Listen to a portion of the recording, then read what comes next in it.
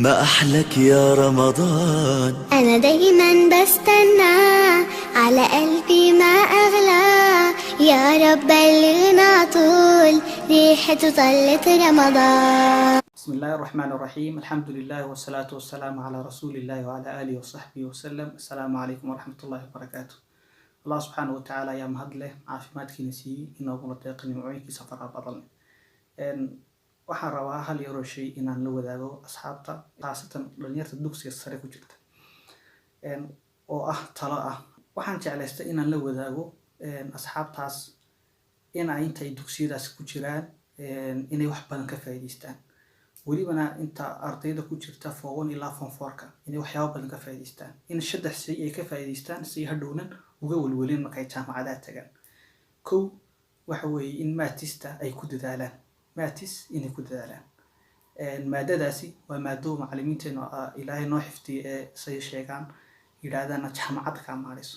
maatistiin qof walba ku dadaalo oo maxay oo iska dhiso inta uu dugsiga ku jiro ayaa aad muhiimsan. kalabaad oo ah computerka sayna la socona caalamka daaimka waxa la yiraahdaa qofka aan waxba qori karin oo qofka aan computerka waxba ku qorin bareeda. computer qofka waxba ku qori karin ba qof la yiraahdaa qofkaas wax ma qori karo, ma qofka buug wax ku qoray. marka computerka inuu qof kasto ku dadaalo buugagta lagu barto ha noqoto Word ha noqoto Access Excel, yani aqoontiisa inuu barto ayaa aad muhiimsan intuuna jaamacad iyo heer kale u gaarin. walidalik marka jaamacad tagtid wixii la qoriyay wuu yaraanayaa. waxaa lagu waranayaa computer ku soo diyaari, waxaa lagu waranayaa lecture ka soo sheekay, waxaa lagu waranayaa presentation soo jeedi sayn hadhow caqabad kugu noqonayna u dhakafaari computerkan hadda iskaga dal chance ay tahay. qodobka saddexaad oo ah luqadda Ingiriiska. luqadda Ingiriiska way naqaanaa manhajkeenu wax lagu shaqeeyo wax lagu dhigtaana Soomaali ma aha. marka jaamacadii dugsi sare la tagaba ilaa dugsi dhexe English ba wax lagu bartaa iskoolada qaar. marka luqadda Ingiriiskuna aad bay muhiim tahay inaad iska dhisto oo fahamkeegi iyo maxaan ku hadalkeegi waxoogaa iska dhisto inta aad dugsiga ku jirto oo ku dadaasho si aad hadhow insha Allah taala wax badan aad u fahanto.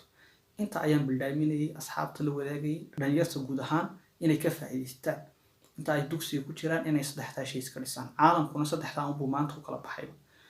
waxa kale la socodsiinayay insha Allah taala barnaamijkeena dhalinyarta waynu sii ballaarinayna. dhalinyar fara badan ku soo qayb gelin doona insha Allah oo magaalada dalka gudihiisa iyo dibadiisa ba joogta insha Allah. qaybtiisa koobaad dhawaan baad la socon doontaan insha Allah taala. marka waxaynu wadan leenahay barnaamijkaasi in soo wadno inay dhalinyartu baraarugto oo araahyada la yiraahdo dhalinyar ba lafdhabarta bulshada weeyaan. dhalinyartu waa mustaqbalka berri inaynu ka rumayno ayaa insha Allah taala rajaynaynaa.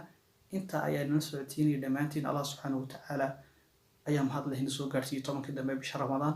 Allah subhanahu wa ta'ala waxaan ka rajaynaynaa habeenka barakaysan ee ku jira inuu dhamaanteen inala kulansiiyo bisha camalkii iyo khayrkii iyo wanaagii soo qabanayna inuu Ilaahay subhanahu wa ta'ala inaga aqbalo si nabad ahna inuu gaarsiiyo ciida cuduradan iyo shaqaaqadan jirtan inuu Ilaahay subhanahu wa ta'ala naga dulqaado. inta ayaynu barnaamijkeena ku soo koobnay. Assalaamu calaykum wa rahmatullahi wa barakaatuh.